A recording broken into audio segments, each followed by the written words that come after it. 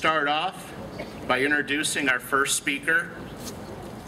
He is the man that's introduced the Firearms Protection Act in the state of Texas.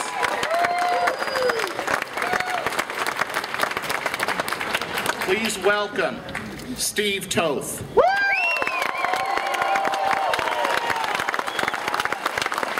You don't know how much that warms my heart. I wasn't born in Texas, but I did get here as quickly as I could. And y'all have made us feel right at home. We came here in 1997. We had the opportunity to either go to California, which, duh, or the opportunity to go to Massachusetts, duh. Texas is where it's at.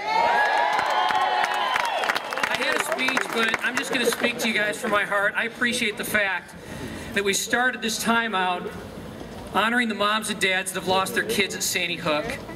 As a pastor, the most painful thing that I have ever gone through, and if you speak with any pastor, they'll tell you the most difficult thing they've ever had to do in their ministry was do a funeral for a parent that has lost a child. It is antithetical. Kids are not supposed to go before their parents. Nothing tears your heart out more. And I think the thing that so angers me, and so angers all of you, is the fact that this president is using children as a human shield to advance a very liberal agenda that will do nothing to protect them. At no time did he ever address this culture of violence that is sweeping America. Preach it, brother! At no time. Who believes here that your liberty came from God?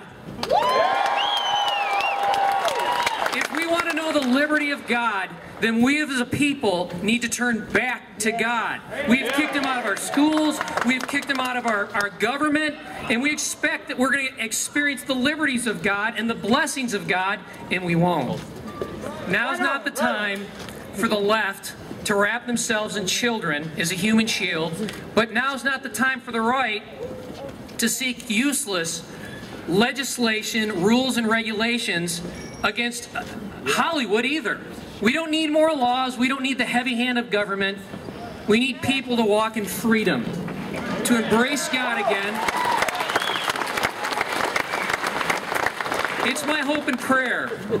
It's my hope and prayer that when you leave here today, you're going to respectfully reach out to your governor, who's the greatest governor in the United States, and you're going to reach out to General Abbott, and you're going to reach out to your elected officials, and you're going to say, please support the Firearms Protection Act.